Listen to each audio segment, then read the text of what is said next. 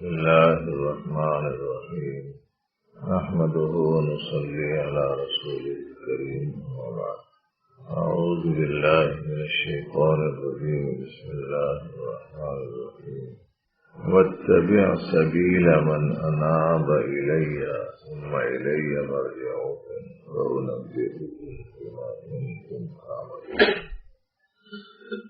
معزز دوستو،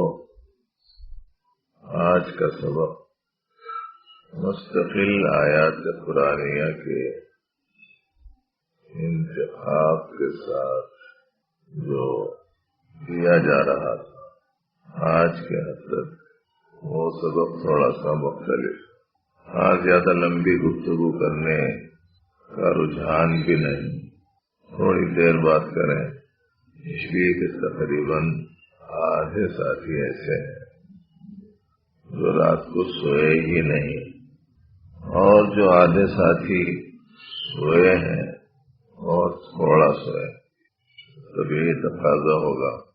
ویسے بھی آپ حضرات میں سے بعض حضرات کی خواہش پر آج اصلاحی تعلق قائم کرنے ریاست ہونے سے متعلق بھی بات بتلائی گئی تھی. اسی لیے اسی مناسبت سے تھوڑی بات آپ حضرات کے سامنے رکھیں. ایک تو اللہ پاک نے یہ فرمایا، یا ایھا الذین آمنوا اتقوا اللہ وکونوا مع الصادقین، ایمان والو اللہ سے ڈرو، سچے لوگوں کے ساتھ رہو. دوسری جگہ فرمایا واتبع سبیل من اناب الی، تم پیروی کرو اس شخص کی راستے کی جو میری طرف متوجہ ہے. ثم الی مرجعکم، پھر ہماری ہی طرف ہم سب کو لوٹنا ہے. فَيُنَبِّئُكُم بِمَا كُنتُمْ تَعْمَلُونَ، پھر وہ تم کو بتلائے گا جو کچھ تم کیا کرتے. معزز دوستو، آدمی کی خصوصیت ایسی ہے کہ یہ کسی کے تابع رہنے کی صورت میں ہی زیادہ طور پر صحیح رہ سکتا ہے. بالکل آزاد رہ کر پورا صحیح رہنا بہت مشکل ہے. رہبر کی ضرورت ہوتی ہے، اور فطرت ایسی ہے آدمی کی کہ اگر کوئی اسے روکنے والا ہو، ٹوکنے والا ہو، دیکھنے والا ہو، پوچھنے والا ہو تو صحیح رہتا.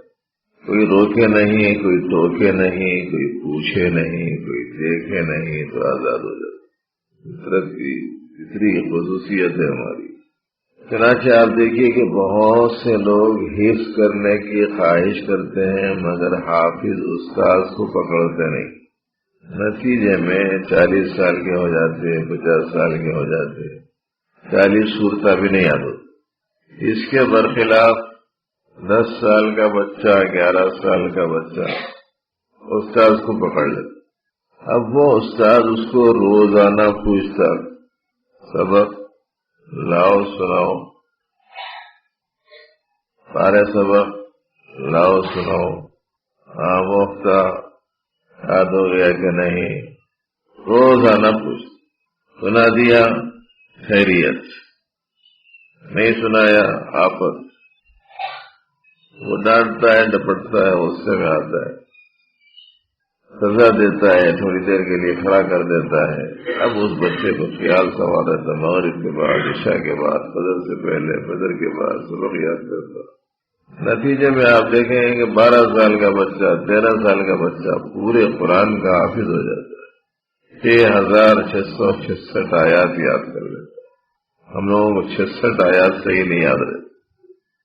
جنہوں نے استاد نہیں بنایا ان کے لیے یہ مشکل ہوتی ہے، جو استاد بنا لیتا ہے اس کے لیے ایسا ہو جاتا ہے. تو آدمی کی تعلیم اور آدمی کی تربیت وہ کسی کی نگرانی، کسی کی ماتحتی، کسی کی تابعداری کی صورت میں ہوتی.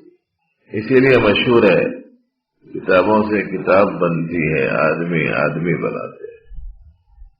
یہ بھی آپ حضرات کے علم میں ہے کہ پروردگار عالم نے کتابیں بہت تھوڑی اتاری، لیکن پیغمبران اعظام علیہ السلام کو بہت بڑی تعداد میں بھیجا.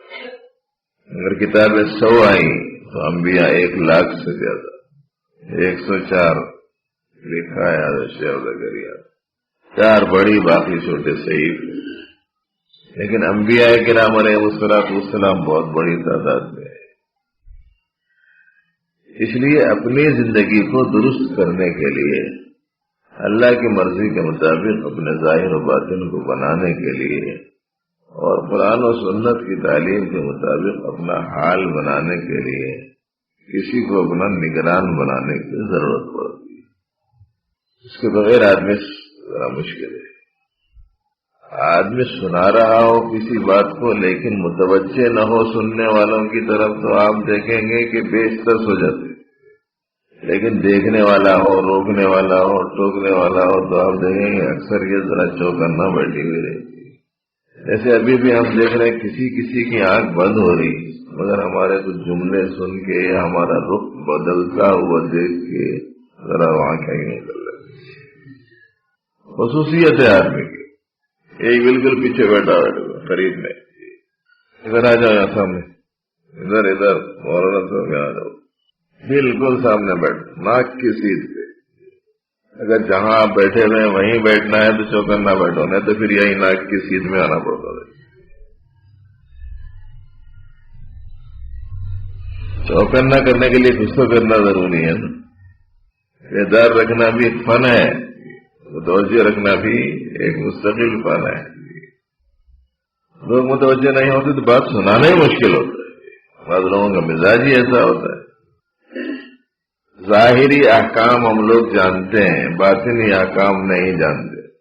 ہم کو معلوم ہے کہ شراب پینا حرام ہے، لیکن ہم کو یہ نہیں معلوم ہے کہ دل میں اللہ کی منع کردہ چیزوں کی خالی چاہت و رغبت رکھنا بھی حرام ہے۔ موقع ملا تو چلا لیں گے، اگر یہ خالی اتنی کیفیت ہے تو ممنوع ہے۔ ہم کو معلوم ہے ظاہری بہت سارے احکام، چوری کرنا حرام ہے، لیکن ہم کو یہ نہیں معلوم ہے چوری نماز میں بھی ہوتی ہے۔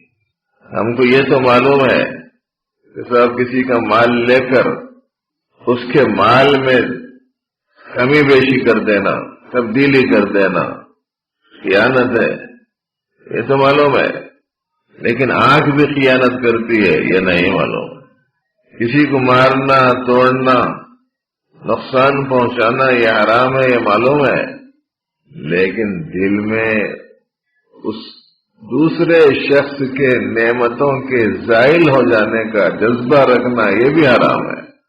کسی سے باہر میں لڑائی جھگڑا منع ہے، یہ تو معلوم ہے، لیکن دل میں کینہ، کپٹ، بغض و عداوت رکھنا حرام ہے، یہ نہیں معلوم۔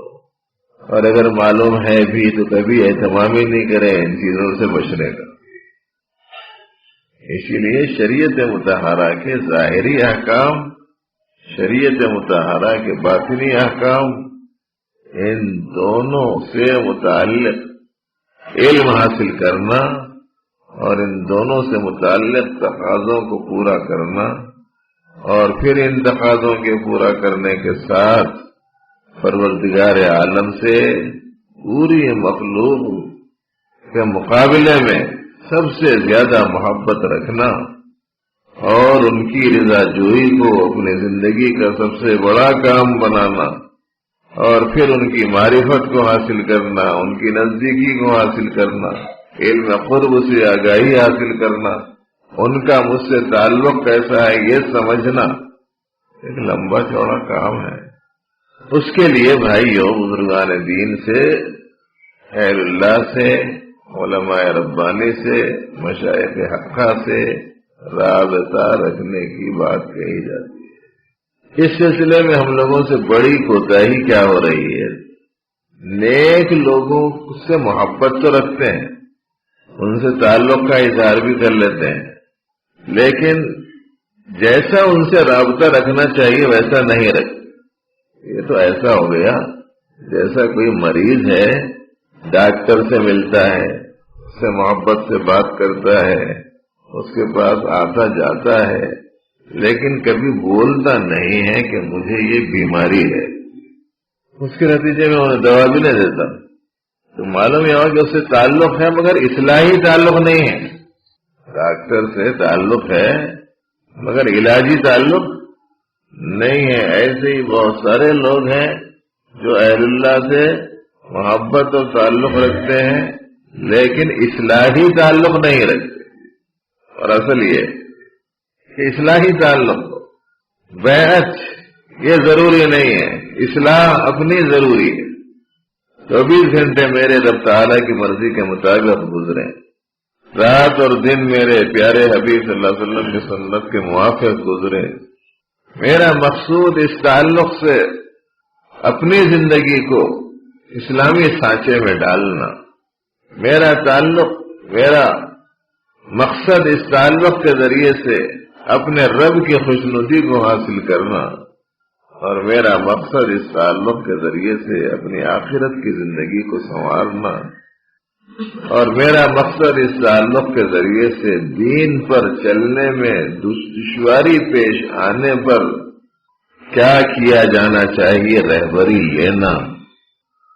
اس مقصد کے لیے تعلق قائم کرنے کا. اب یہ مقصد ختم ہو گیا، اب دوسرا ہی مقصد شروع ہو گیا. اگر ان سے تعلق قائم کر لیا تو کبھی کبھی دعا کرا لے سکتے، یہ مقصد ہو گیا. کبھی تعویذ لے لے سکتے، یہ مقصد ہو گیا. یا ایک کے ساتھ بیماریوں کا علاج بہت کر لیا، جاری نہیں، اس سے تعلق قائم کرا تو ذرا اس سلسلے میں کچھ سے بھی فائدہ ہوتا کہ کیا ہے. ایک کاروبار کرا اس میں فائدہ نہیں ہوا، دوسرا کرا اس میں فائدہ نہیں ہوا، تیسرا کرا اس میں فائدہ نہیں ہوا. کسی سے تعلق قائم کرا تو کاروبار جمتی کی کیا ہے گی، وہ تعلق. گھر میں مسائل بہت ہیں، بچے آئے ہیں، شادیاں نہیں ہو رہے، آ رہے ہیں پیامہ چلے جا رہے ہیں، کیا کرنا؟ کسی سے تعلق قائم کرو، ہو سکتا ہے کام بن جاتا کہ کیا ہے. اس کا مطلب یہ ہوا کہ اب یہ تعلق قائم کرنے میں بھی اغراض دنیاویہ ہی محرک ہیں. ظاہر ہے کہ ایسی صورت میں اس سے وہ فائدہ نہیں ہوگا جس عظیم مقصد کے لیے یہ کام ہے. بہت بڑی چیز ہے یہ. اور یاد رکھنا کہ ہمیشہ کسی کام کے انجام دینے کے پیچھے اپنا مقصد، اپنی نیت بہت اعلیٰ رکھنا. اسی لیے صفات حسنہ میں سب سے پہلی صفت نیت اور ارادے کی پاکیزگی کو بیان کیا گیا. اخلاق حمیدہ کا ایک عنوان بنایا کابر نے، اور اخلاق حمیدہ کی فہرست بیان کی، جس میں ارادہ اور نیت، جس میں اخلاص، جس میں محبت و انس، جس میں توحید، جس میں صبر، جس میں شکر، جس میں قناعت و زہد، جس میں تواضع، اس کو بیان کیا گیا. ایک لمبی فہرست بیان کی اخلاق حسنہ کی، اخلاق حمیدہ کی. اس میں سب سے پہلے جس چیز کو بیان کیا وہ نیت اور ارادے کی درستی. نیت کا اچھا ہونا بے شمار فوائد اپنے اندر رکھتا ہے، اور نیت کی خرابی بڑے نقصانات کا سبب بنتی ہے. صرف اللہ کو راضی کرنے کی نیت اور ارادہ، اپنی آخرت کو سنوارنے کی نیت، اپنے اعمال کو درست کرنے کی نیت، یہ ہونا. دوسری چیز، شیخ کے ہیں 3 حق رکھ ان کو یاد. شیخ کے ہیں 3 حق رکھ ان کو یاد. اعتماد و اطلاع و انقیاد. کیا مطلب؟ کہتے ہیں کہ صاحب جب کسی سے اصلاحی تعلق قائم ہو جائے تو 3 چیزیں رہنا. مکمل اعتماد رہنا، بالکل صحیح بتائیں گے میرے کو، صحیح بتا دیں گے، غلط بتا دیں گے. اگر ایسا ڈاواں ڈول ہے تو پھر اس سے اصلاحی تعلق نہیں قائم کرنا. ایسا اعتماد رہنا، ایسا اعتماد رہنا کہ اس کی اپنی نظر میں اس کا تصور یہ رہنا کہ دنیا میں ایک سے بڑھ کر ایک ہیں اور ہوں گے، لیکن مجھے سب سے زیادہ فلانے ہی سے ہوگا. یہ رہنا. بات سمجھ میں آ رہی؟ ایک سے بڑھ کر ایک ہیں، ہوں گے، لیکن مجھے سب سے زیادہ جو نفع ہوگا بس یہ یہاں سے ہوں گا. اور جو بتائیں گے ٹھیک بتائیں گے، اس کا اعتماد ہو. ماں بیٹھیے تمہارے کام کی چیزیں سنا رہا ہوں، سامنے آ کے بیٹھنا تھا. ادھر آؤ، دونوں ایسا پلٹ کے کر کے دیکھنا نہیں پڑنا، جہاں تک کہ سامنے بیٹھا کرو بالکل. مگر چونکہ اتنے لوگ سب سامنے نہیں بیٹھ سکتے، ہم لوگ تو استاد کے سامنے بیٹھنے کو تقریباً لڑ لیتے تھے. تو ہم لوگ انہیں جا کے بیٹھ گیا ٹھیک ہے، انہیں جا کے بیٹھ گیا ٹھیک ہے، میں یہاں آڑ میں رہنا چھپ کے بیٹھنے کے چکر میں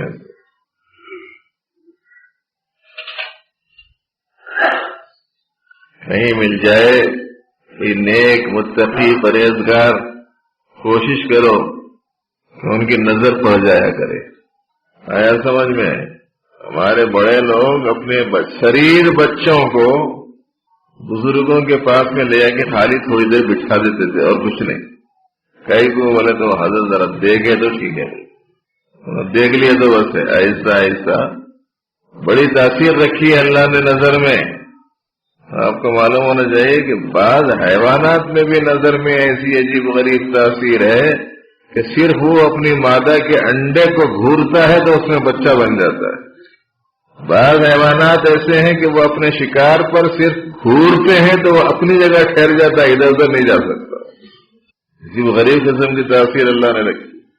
شیر خالی دیکھ لیتا ہے تو ہوا اڑ جاتے ہیں اچھے اچھوں کے. سامنے بیٹھا کرو جہاں تک ہو سکے، چھپ کے مت بیٹھو، ادھر جا کے سیدھے ہاتھ کو بیٹھ گیا. ایسا پلٹ کے دیکھنے کی ضرورت نہیں پڑنا، جہاں تک ہو سکے سامنے بیٹھو. جہاں بھی جا کے بیٹھو، ہر چیز سکھانے کے واسطے بیٹھے ہوئے نا، یہیں جا کے بیٹھو بول کے نہیں بول رہے ہیں. جہاں کہیں آپ جا کے بیٹھ رہے ہیں اپنی دینی اصلاحی مقصد سے تو کوشش کرو کہ ایسا بیٹھے. پتا نہیں کیا بول رہا تھا، چلے گیا دوسری طرف. ہاں، شیخ پر اعتماد ہونا، پورا اطمینان ہونا ان پر. اسی لیے جو بھی نظر آیا اس کو جا کے پکڑ لینا نہیں. سب آپ کو میں اپنا شیخ مانتا ہوں، استاد مانتا ہوں، نہیں.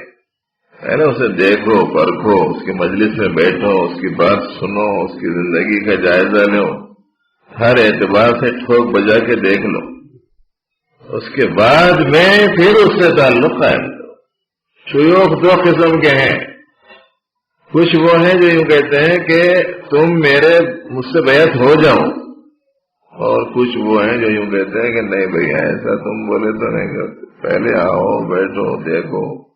زندگی بھر کا سودا ہے یہ جو سودا ہے، زندگی بھر کا سودا ہے، کھیل تماشا نہیں ہے. پہلے آؤ، پرکھو، دیکھو، اطمینان کرو، آپ سمجھ میں آئے، وہ سمجھ میں آئے، تب کہیں جا کے پھر آپس میں بیچنا خریدنا ہونا. چیز پہلے دیکھ لینا، سمجھ لینا، اطمینان کر لینا، اس کے بعد میں بیچنا، اس کے بعد میں خریدنا. بیعت کیسے ہے؟ بیع سے، بیع کے معنی بیچنا اور خریدنا دو معنی ہے. کتاب البیوع یہ دو دھاری ہے. بیع اور شرا دونوں لفظ بیع میں داخل ہے. تو بیچنا بھی ہے، خریدنا بھی ہے. اپنے آپ کو بیچ دے رہے نا، کس کے ہاتھ بیچ دے رہے؟ دیکھ کے بیچو. خریدنے والا خرید رہا، مال کیسا ہے دیکھ کے خریدیں گے. کیا سمجھ میں آ رہا تو سمجھ میں کہ نہیں آ رہا؟ پھر وہی ٹائم ہو جا رہا تم لوگوں کا، جلدی چھوڑوں گا بولا تھا. سب سے باقی کی بات تو انشاءاللہ تعالیٰ پھر سنائیں گے. ایک یہ ہے کہ بھئی اعتماد ہونا پورا. اچھا، دوسرے اپنے حالات کی اطلاع ہونا، کیا کر رہے ہیں، کیا نہیں کر رہے، کہاں ہیں، معمولات ہو رہے ہیں یا نہیں ہو رہے، نمازیں ہو رہی یا نہیں ہو رہی، گناہوں سے بچ رہے ہیں یا نہیں بچ رہے، کیسے لوگوں کی صحبت میں ہیں، بتائی گئی باتوں پر عمل ہو رہا ہے یا نہیں. اس کی کیا کرنا؟ اطلاع دیتے رہنا. جب اطلاع دے دیے تو اب ایسی صورت میں شیخ یوں کہتا ہے کہ اچھا ایسا کیا تم نے، اب ایسا کرو، اب ایسا کرو، اب ایسا کرو. اب اس نے کچھ احکام دیے، وہ احکام کے آگے جھک جانا، اس کو کہتے ہیں انقیاد. مثال کے طور پر آپ نے یوں بیان کیا کہ صاحب آج میری نماز قضا ہو گئی. آپ نے مثلا یہ اطلاع دی. تب استاد اگر یوں کہے، شیخ اگر یوں کہے کہ اچھا اگر آپ کی نماز قضا ہو گئی، اللہ کے فریضے میں تم نے کوتاہی کر دی، اللہ کا فریضہ اور اس میں کوتاہی ہو گئی، ایسا کرو اولین فرصت میں اس نماز کی قضا کر کے سزائے نفس کے طور پر 20 رکعت نفل پڑھو. بولے سن اب آپ گھر پہ ہیں انہوں فون پہ بولے انقیاد کیسا رہنا. شیخ محترم کی بات ہے. اس واسطے سب سے پہلے مجھے اس ارشاد کی تعمیل میں 20 رکعت ادا کر کے پھر اطلاع دینا ہے کہ حضرت حکم کی تعمیل میں نے کر لی. کسی کو نمازوں کے سلسلے میں یا اعمال کے سلسلے میں سزا دی جاتی ہے, کسی کو مال کے سلسلے میں سزا دی جاتی ہے. اس لیے کہ مزاج 2 قسم کے رہتے. بعض کاموں سے متعلق بہت پیچھے رہنے والے ہوتے ہیں, کام مشکل ہوتا ہے ان کو, اور بعض وہ ہوتے ہیں جن کو مال کا نکالنا مشکل ہوتا ہے. 2 قسم کے رہتے. جیسے کوئی رئیس آدمی ہو, لکھپتی کروڑ پتی ہو, اس نے کوئی غلطی کی تو ایسی صورت میں اگر اس سے یہ بولے کہ تم 100-200 روپے جرمانہ دے دو تو وہ تو آسانی سے چٹکیوں میں نکال کے دے دے گا. اس کو سزا ہی نہیں معلوم ہوگی. سزا کیا معلوم ہوگی؟ اب اگر اس نے ایسی کوئی غلطی کی ہے تو اس سے یوں کہا جائے گا کہ دیکھو ذرا نالیاں خراب ہو گئی ہیں, اس نے کی پوری گندگی بالٹی میں نکال کے ذرا باہر لے جا کے وہاں وہ جھاڑ کر نیچے پھینک کے اور رئیس صاحب کو بولنا پڑتا. یہ اس کے حق میں سزا ہے. اس واسطے کہ ان کبھی تین کا بھی نہیں اٹھایا تھا گھر میں سے, اب یہ گندگی کی بالٹی اٹھا لے کے جانے کا کام ہے. یہ ہے سزا اس کے حق میں. اور عام طور پر ہمارے بچوں کو بولے تم لوگ 4 رکعت پڑھ لو, 8 رکعت پڑھ لیے, پڑھ لو بولے تو آسانی سے پڑھ لیتے, پیسے خرچ کرو بولے تو جان جاتی. بدنگاہی کر لی, شیخ کو اطلاع دے دی کہ حضرت مجھ سے بد نظری ہو گئی, استاد نے یوں کہہ دیا, شیخ نے یوں کہہ دیا کہ اچھا بد نظری ہو گئی. بولے صاحب جی ہو, 1 آدھی دفعہ ہوئی یا کئی؟ بولے صاحب کئی دفعہ ہو گئی. اچھا ایسا کرو کہ 1 مرتبہ کی بد نظری پر 15 روپے صدقہ کر دو. اب انہیں 10 وقت بد نظری کرا تھا, سمجھو کتنے ہوتے جی؟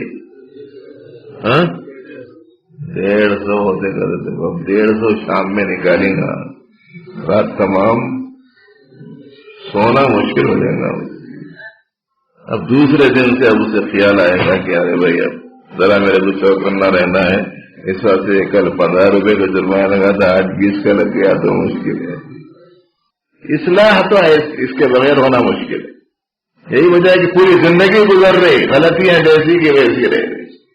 بدنظری کی عادت 15 سال سے پڑی ہے تو 30 سال ہو گئے اور بدنظری کی عادت سے چھٹکارا نہیں ہو رہا. 50 سال ہو گئے بدنظری کی بیماری سے چھٹکارا نہیں ہو رہا. اس واسطے کہ توجہ نہیں, دھیان نہیں. اللہ کا حکم روزانہ تو ہوتے ہیں. اللہ نے فرمایا قل للمؤمنین یغضوا من ابصارہم, ایمان والوں سے کہو کہ نگاہیں نیچی رکھیں. یہ اللہ کا حکم ہر وقت ہماری طرف متوجہ ہے. اب اگر ہم روزانہ 10 مرتبہ بد نظری کرتے ہیں تو اس کا مطلب یہ ہوا کہ اللہ کے حکم کے خلاف روزانہ 10 مرتبہ کرتے ہیں. یہ کتنا بڑا جرم ہے. اس کی اصلاح, اس کی تربیت کے سلسلے میں اصل میں کسی سے ربط و تعلق قائم کرنے کی بات ہوگی. باقی سب باتیں آہستہ آہستہ سنائی جاتی رہیں گی. 3 باتیں یاد آ گئی, اچھی طریقے سے یاد رکھو. اعتماد ہونا, اطلاع ہونا کہ جو حکم دیا جائے اس کی تعمیل کا جذبہ ہونا چاہیے. اللہ رب العالمین صحیح علم و عمل کے سب کو توفیق دے. اللهم انا نسألك الهدى والتقى والعفاف والغنى. اللهم اعنا بالعلم وزينا بالحلم واكرمنا بالتقوى وجملنا بالعافية. ربنا آت نفوسنا تقواها وزكها أنت خير من زكاها أنت وليها ومولاها. اے اللہ, آپ ہی تربیت فرمانے والے, آپ ہی نفوس کا تزکیہ کرنے والے, آپ ہی قلوب کو شفاف اور صاف بنانے والے. اے اللہ, ہمارے باطن کو گندگیوں سے آپ ہی پاک کرنے والے. اپنے کرم سے مولا ہمارے باطن کو پاکیزہ بنا دے, ہمارے دلوں کو پاکیزہ بنا دے. اے اللہ, برائیوں کی نفرت ہمارے دلوں میں ڈال دے, نیکیوں کی رغبت ہمارے قلوب میں پیدا کر دے, خراب جذبات ہمارے اندروں سے نکال دے. اے اللہ آپ کے احکام پر چلنا ہم سب کے لیے آسان فرما دے. اے اللہ باقی زندگی کو آپ کی اپنی مرضی کے مطابق گزارنے والا ہم سب کو بنا دے. مولا ہمارے پیشانی کے بال پکڑ کر ہمیں اپنے احکام کے آگے جھکا دے. اے اللہ ہمیں ہمارے نفسوں کے ایک لمحے کے لیے بھی حوالے نہ فرما. اے اللہ بھرپور دستگیری فرما، قدم قدم پر نصرت فرما. اے اللہ نفس کے شیطان کے شرور سے ہم سب کی پوری پوری حفاظت فرما. اپنے کرم سے اپنا تعلق عطا فرما، اپنی محبت عطا فرما، اپنے حبیب کی محبت عطا فرما، اپنے احکام کی عظمت دلوں میں پیدا فرما. پیارے نبی علیہ السلام کی سنتوں کی اہمیت قلوب میں پیدا فرما. دعاؤں کو اپنے کرم سے قبول فرما. صلی وسلم وبارک علی سیدنا محمد اللہ. جن حضرات کے نام لیے جا رہے وہ ادھر طرف آ جائیں انشاءاللہ. حضرت والا بیعت فرمائیں. عبد الحنان مجاہد، محمد احتشام الدین مشیر آباد، مولانا حافظ ساجد قاسمی ٹولی چوکی، حافظ محمد یعقوب ٹولی چوکی، شیخ محبوب ٹولی چوکی، محمد یحییٰ خان صاحب نظام آباد، محمد آصف علی نعمان ٹپا چبوترا، محمد امتیاز کرنول، محمد ابراہیم رائچور، محمد صبغت اللہ لنگر ہاؤس، محمد تبریز ٹپا چبوترا، عبد الرحیم نظام آباد، محمد وسیع الدین نامپلی، عبد المجید صدیقی گولکنڈا، محمد نصیر الدین امبرپیٹ. آرام کر سکتے جو حضرات نئے ہیں وہ مولانا عبد الرحیم صاحب کے پاس نام لکھا ہے. بعض حضرات نہیں لکھا رہے نام، یہاں کے جو اصول ہے اس کی پابندی ہے. نئے حضرات اپنے نام لکھا ہے.